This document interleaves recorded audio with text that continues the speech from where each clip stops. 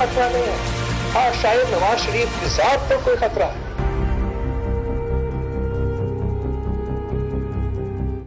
अस्सलाम वालेकुम नाज़रीन, आप प्रोग्राम देख रहे हैं रूबरू इस्लामाबाद स्टूडियो से लाइव और मैं हूं आपका मेज़बान शौकत पराचा। साबिक वज़ीर आज़म मियां मोहम्मद नवाज शरीफ कहते हैं कि बार बार मुंतखब वज़ीर आज़म को निकाल देना कहाँ का इंसाफ है। मुस्लिम लीग का कारवान जमहूरियत इस वक्त गुजरांवाला पहुंच चुका है। आज उसका तीसरा दिन है। अवामी मुस्लिम लीग के सरबराह शेख रशीद अहमद कह रहे हैं कि पिंडी से झेलम तक इनका बिल्कुल फ्लॉप शो था। लोग इनके साथ नहीं थे, इनके अपनी क़यादत इनके साथ नहीं थी। बिलावल भुट्टो जरदारी ने आज कह दिया, उन्होंने कहा कि इस कारवान के, इस मार्च के, इस लॉन्ग मार्च के, जो भी इसका नाम दिया जाए, मुस्लिम लीग को इसका कोई फायदा नहीं होगा। मुल्क को खतरात दरपेश हैं। मुल्क की सलामती के हवाले से हमारे इधर उधर अजीब सा माहौल है, लेकिन इसके बावजूद भी हम इस तरह से अपने अंदरूनी मसाइल में उलझे हुए हैं। खुदा खैर करे। आज हम इन्हीं मौज़ूआत पर बात करेंगे। मेहमानों का मैं तारफ़ करा देता हूँ। मेरे साथ मौजूद हैं जनाब lieutenant general Amjad Shoaib, retired साहब, दिफाई तज्ज़िया निगार हैं और खुल के बोलते हैं। बहुत शुक्रिया जनरल साहब, आपने वक्त दिया। मेरे दूसरे मेहमान हैं, हमारी खुसूसी रिक्वेस्ट पर तशरीफ़ लाए हैं, senator lieutenant general Abdul Qayyum, retired senator हैं पाकिस्तान मुस्लिम लीग के। और मेरे तीसरे मेहमान हैं, बड़ी मुश्किल से आए हैं, जनाब फैसल करीम खान कुंडी साहब, पीपल्स पार्टी के मरकज़ी रहनुमा हैं, साबिक डिप्टी स्पीकर कौमी असम्बली। बहुत शुक्रिया, आपने वक्त दिया। जनरल साहब, आपसे ही बात का आगाज़ करता हूँ। जो मैंने इंट्रो में बताया, मियाँ साहब बार बार कह रहे हैं, आज तीसरा दिन है, वो कह रहे हैं मुझे इंसाफ नहीं मिला। मुंतखब वज़ीर आज़म को बार बार निकालना, घर भेज देना, कहाँ का इंसाफ है? बिस्मिल्लाहिर्रहमानिर्रहीम।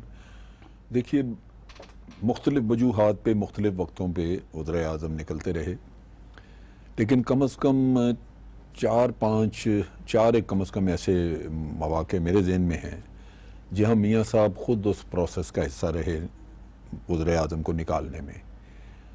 फिर आज उन्होंने पैंतड़ा बदल लिया। अभी जैसे यूसुफ गिलानी के केस पे वो कहते हैं जी गलत हुआ, ये 4-5 साल तो ठीक था, अब वो गलत कह रहे हैं। तो मैं समझता हूँ ये एक सेल्फ सर्विंग सी एक सोच है। जब मिसाल के तौर पे जुल्फ़िकार अली भुट्टो के ख़िलाफ़ एक मुतनाज़ा फ़ैसला दिया गया तो उस वक़्त तो हमायत में थे हमारे मोहतरम मियाँ नवाज शरीफ साहब, उस हुकूमत का हिस्सा थे और हमायत में थे, और आज वो उसको रेफरेंस दे रहे हैं कि जी देखें उनके साथ ये किया गया, वो किया गया। वो तो खुल के कह रहे हैं कि जिसकी लाठी उसकी भैंस नहीं चलेगा। इसका मतलब ये है कि आप अपना मतलब अपना उल्लू सीधा करने के लिए जिस वक्त जो जी चाहें नैरेटिव बना लें। मेरा ख्याल है ये मुनाफिकत है, इस तरह की हरकतें नहीं करनी चाहिए। इंसान का अपना कोई मयार भी होना चाहिए जहाँ वो उसकी कन्विक्शन नज़र आए। आप उस वक़्त अगर एक चीज़ के साथ थे तो आज उसके साथ रहें उसी तरह, या अगर उस वक़्त मुखालिफ थे तो आप, क्योंकि कन्विक्शन से बात करनी चाहिए ना।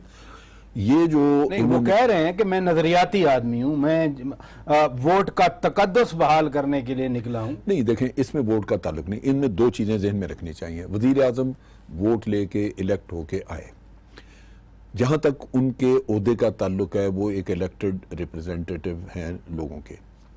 फिर एक उनकी ज़ाती हैसियत है, उसमें वो कोई अगर जुर्म कर बैठते हैं, कोई ऐसी हरकत कर बैठते हैं जो कि कानूनन गलत है, पाकिस्तान पीनल कोड के तहत आती है, तो फिर वो वज़ीर आज़म के नुक्ता निगाह से नहीं, काम शरी के नुक्ता निगाह से देखे जाएंगे और उनको उसी का ट्रीटमेंट मिलेगा। अब जो करप्शन के इल्ज़ामात हैं वो एक फैमिली, एक इंडिविजुअल के ऊपर हैं, और वो कोई यहाँ किसी ने कुकअप नहीं किए, वो बाहर से आए हैं इल्ज़ामात, और उनके ऊपर और भी बहुत सारे लोगों के ऊपर हैं। तो इसमें वो ये कतन नहीं कह सकते कि वोट का तकद्दस नहीं हुआ। मेरा ख्याल है मियाँ साहब ने खुद वोट का तकद्दस का ख्याल नहीं रखा। वोटर जब वोट देता है, मैं एक चीज़ अर्ज़ कर दूँ, तो आप एक एतमाद उसके ऊपर, इंडिविजुअल के ऊपर रखते हैं और तवक्को करते हैं कि जिसको छोटी चीज़ नहीं, पाकिस्तान अमानत के तौर पर आप उसके हवाले कर रहे हैं। चे जाके आदमी कहे जी लाख रुपया 2 लाख, ये पूरा मुल्क आप उसके हवाले करें, और अगर वो उस एतमाद पे पूरा नहीं उतरा और उसके ऊपर इल्ज़ामात ये हैं कि इसी ही मुल्क का वो माल इधर उधर करता रहा है, तो वो मैं समझता हूँ उन्होंने तकद्दस खुद एतमाद खुद खोया वोटर्स का। जनरल साहब आपकी तरफ आऊंगा, एग्जैक्टली यही नुक्ता। जनरल साहब कह रहे हैं कि 5-6 वज़ीर आज़म थे जिनके खिलाफ मियां नवाज शरीफ ने खुद भी काम किया। जुनेजो साहब की एग्जाम्पल दी जाती है, बेनज़ीर भुट्टो साहिबा की 2 बार हुकूमत उल्टी, मियां साहब दूसरी साइड पे थे। फिर आसिफ अली जरदारी के खिलाफ जब मेमो कमीशन बना, मियां साहब उस वक्त काला कोट पहन के आए। यूसुफ रज़ा गिलानी की डिस्क्वालिफिकेशन हुई, मियां साहब फिर कह रहे थे कि आप चले जाएं, असेंबली में बोलने नहीं दिया जा रहा था। वोट का तकद्दुस आज मियां साहब बहाल करवाने निकले हैं कि जिसको वोट दिया जाए 5 साल उनको इक़्तिदार में रहने दिया जाए। ये कॉन्ट्राडिक्शन की निशानदेही कर रहे हैं जनरल साहब। देखें, हमें कॉन्टेक्स्ट को समझना चाहिए। मियां साहब एक पॉलिटिकल लीडर हैं और एक सबसे बड़ी पाकिस्तान की पार्टी के लीडर हैं, और इसी पाकिस्तानी कौम ने पहले उनको सबसे बड़े सूबे का चीफ मिनिस्टर बनाया, जहां उन्होंने डिलीवर किया, और फिर तीसरी दफ़ा भी एक इंटरम गवर्नमेंट के टाइम के अंदर एक गैर जानबदार इंतखाबात के अंदर एक मेजॉरिटी में 1.5 करोड़ वोट दिया और वो बन गए। और फिर उन्होंने अपने टेन्योर के अंदर जो काम किए हैं, आप मिलिटेंसी का देखें या एनर्जी का देखें या कनेक्टिविटी का देखें या सी पैक का देखें, वो उनके जो हरीफ हैं या दुश्मन हैं या इवन वेस्टर्न मीडिया जो हमेशा पाकिस्तान का क्रिटिकल रहता है वो भी मानता है। ठीक है, तो इसलिए मैं ये कहना चाहता हूँ कि देखें, ये स्ट्रांग वर्ड है कि हम कहें वो मुनाफकत कर रहे हैं, ये वो हमारा प्राइम मिनिस्टर रहे हैं, वो हमें एहतराम करना चाहिए।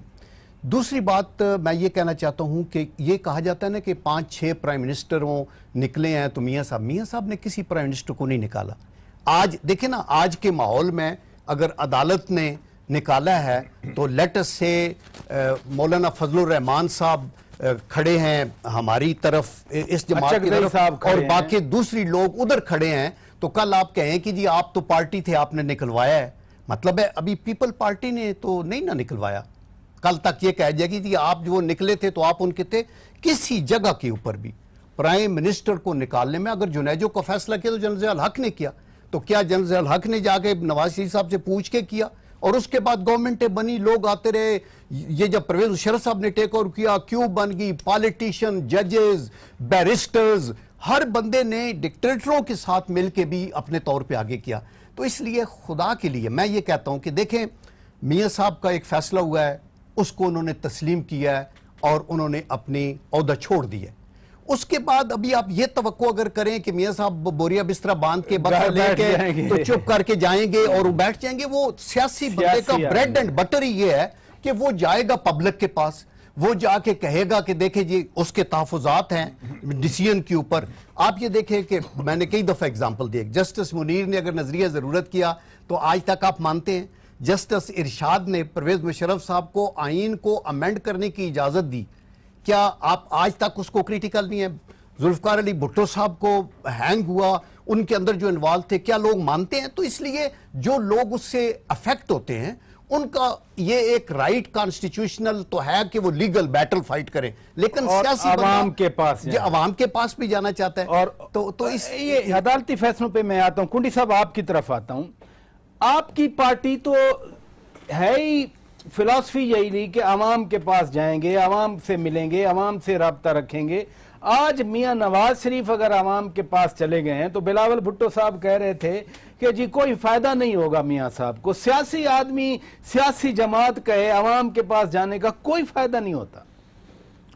बिस्मिल्लाह। देखें शौकत भाई, पहली बात तो यह है कि वो किस सिचुएशन में आवाम के पास जा रहे हैं। पहली बात तो यह है कि कयूम साहब बैठे हैं, मेरे बहुत बायस एहतराम है कि मोटिव क्या इस जो कारवान जा रहा है, और फिर जो है वो ये नैरेटिव जो है वो किसके खिलाफ है? मियां साहब पूछ रहे हैं ना, नहीं वो कहते हैं फैसले पे तहफुजात हैं हमारे। जनरल साहब तो आपके सामने बता रहे हैं, जुडिशरी को कह रहे हैं कि जुडिशरी गलत है, उन्होंने गलत फैसला किया है। ठीक है, कल भी कहा कि 5 जजों ने निकाल दिया बाहर, 1 मिनट में फारिग कर दिया। देखिए, मैं ज्यादा तो नहीं, लेकिन अखबार पढ़ते थे, टीवी प्रोग्राम आपके साथ करते थे, लेकिन आखिरी हफ्ता जो है वो मैं